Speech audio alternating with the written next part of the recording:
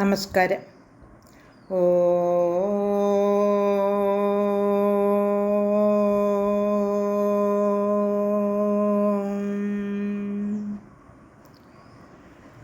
ഓ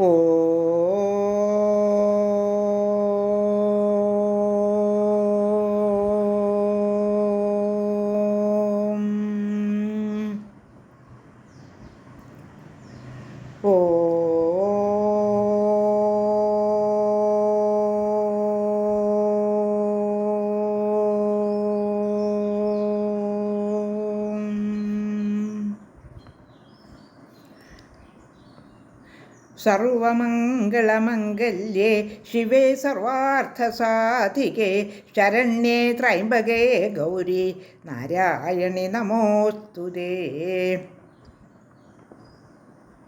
ഓം മഹാദേവ്യേ നമഃ. ശ്രീമദ് ദേവി ഭാഗവത മാഹാത്മ്യം അധ്യായം 2.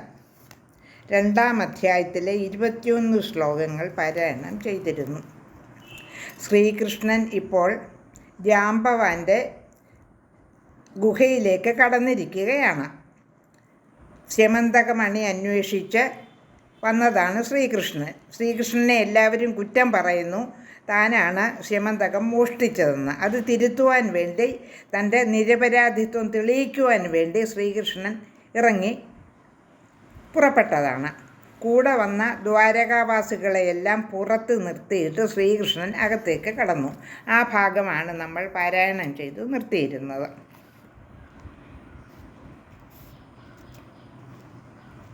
ശ്രീമദ് ദേവി ഭാഗവത മാഹാത്മ്യം 2-ാം അധ്യായത്തിലെ 22-ാമത്തെ ശ്ലോകം.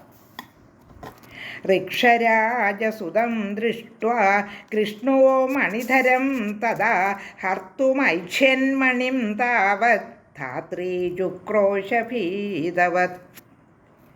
ഗുഹയ്ക്കുള്ളിലേക്ക് കടന്ന കൃഷ്ണൻ ഋക്ഷരാജാവായ ജാംബവാൻ്റെ പുത്രനെ കണ്ടു. അപ്പോൾ അവൻ്റെ കൈവശം മണി ഇരിക്കുന്നത് കണ്ടു. മണി കൊണ്ട് കളിച്ചുകൊണ്ടിരിക്കുന്നതായി ശ്രീകൃഷ്ണൻ കണ്ടു.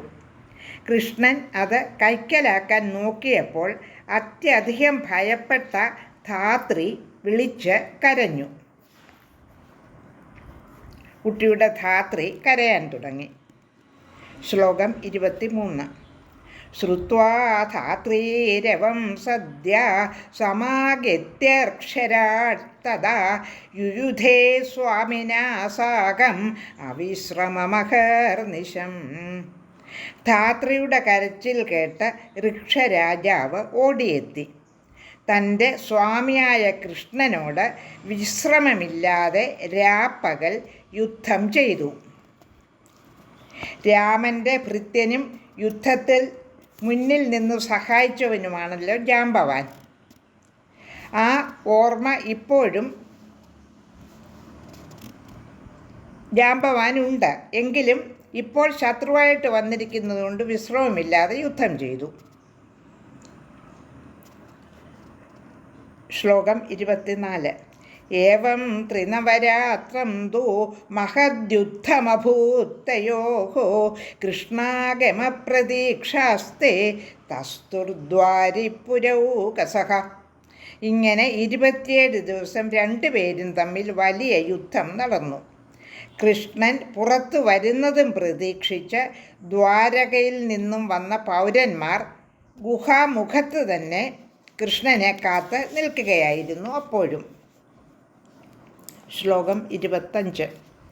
ദ്വാദശാഹം തതോ ഭിത്യ പ്രതിജഗ്നുർനിജാലയം തത്ര തേ കഥയാമാസുർ വൃത്താന്തം സർവമാദിതഃ. 12 ദിവസം അവർ അവിടെ കാത്തുനിന്നു. പിന്നെ ഭീതിയോടെ തങ്ങളുടെ ഭവനങ്ങളിലേക്ക് മടങ്ങി. അവിടെ ചെന്ന് ആദ്യം മുതൽക്കുള്ള കഥകളെല്ലാം അവർ വിസ്തരിച്ചു പറഞ്ഞു. ശ്ലോകം 26, 26, 27 ചൊല്ലി അർത്ഥം പറയാം.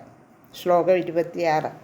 സത്രാജിതം ശപന്തസ്തേ സർവേ ശോകാകുലാഭൃശം വസുദേവോ മഹാഭാഗ ശ്രുത്വാ പുത്രസ്യ താം കഥാം. ശ്ലോകം 27. മുമോഹ സപരീവാരസ്തദാ പരമയാ ശുചാ ചിന്തയാമാസ ബഹുധാ കഥം ശ്രേയോ ഭവേൻ മമ. കേട്ടവരെല്ലാം സത്രാജിത്തിനെ ശപിച്ചുകൊണ്ട് അത്യന്തം ദുഃഖിച്ചു. മഹാഭാഗനായ വസുദേവൻ തൻ്റെ പുത്രൻ്റെ കഥ കേട്ട് പരിജനങ്ങളോടുകൂടി കനത്ത ശോകത്താൽ മൂർച്ഛിച്ചു വീണു. ഉണർന്നപ്പോൾ ഇനി എനിക്കെങ്ങനെ നന്മ വരുമെന്ന് പല പ്രകാരത്തിലും ആലോചിച്ചു കൊണ്ടിരുന്നു. ശ്ലോകം 28. അഥാ ജഗാമ ഭഗവാൻ ദേവർഷിർബ്രഹ്മലോകതഃ ഉത്ഥായ തം പ്രണമ്യാസൗ വസുദേവോ അഭ്യഭൂജയത്. അപ്പോഴേക്കും ബ്രഹ്മലോകത്ത് നിന്ന് ദേവർഷിയായ നാരദൻ അവിടെ എത്തിച്ചേർന്നു. വസുദേവൻ വേഗം എഴുന്നേറ്റ് ചെന്ന് നമസ്കരിച്ചിട്ട് പൂജിക്കുകയും ചെയ്തു.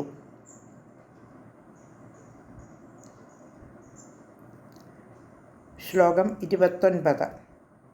നാരദോ വനാമയം പൃഷ്ട്വാ വസുദേവം മഹാമതിം പപ്രച്ഛജ യദുശ്രേഷ്ഠം കിം ചിന്തയസി തദ്വദാം. മഹാമതിയായ വസുദേവനോട് നാരദൻ കുശലം ചോദിച്ചു. പിന്നെ ആ യദുശ്രേഷ്ഠനോട് ചോദിച്ചു, അങ്ങ് എന്താണ് ഇത്ര ചിന്താകുലനായി ഇരിക്കുന്നത്? പറയൂ. വസുദേവ ഉവാച. ശ്ലോകം 30. പുത്രോ മേ അതിപ്രിയ കൃഷ്ണ പ്രസേനാന്വേഷണായ തു പൗരൈ സാകം വനം ഗത്വാ നിഹതം തം തദൈക്ഷത. എൻ്റെ ഏറ്റവും പ്രിയപ്പെട്ട പുത്രനായ കൃഷ്ണൻ പ്രസേനനെ അന്വേഷിച്ച് പൗരന്മാരോടുകൂടി വനത്തിലേക്ക് പോയി. അവർ അവിടെ ചെന്നപ്പോൾ പ്രസേനൻ വധിക്കപ്പെട്ടിരിക്കുന്നതായി കണ്ടു. ശ്ലോകം 31. പ്രസേനഘാതകം ദൃഷ്ട്വാ ബിലദ്വാരേ മൃതം ഹരിം ദ്വാരി പൗരാനധിഷ്ഠായ ബിലാന്തർഗതവാൻ സ്വയം. പ്രസേനനെ കൊന്നത് ഗുഹാമുഖത്ത് ചത്തുകിടക്കുന്ന സിംഹമാണെന്ന് കണ്ട് പൗരന്മാരെ ഗുഹയുടെ പുറത്ത് നിർത്തിയിട്ട് കൃഷ്ണൻ സ്വയം ആ ഗുഹയ്ക്കുള്ളിലേക്ക് കടന്നു.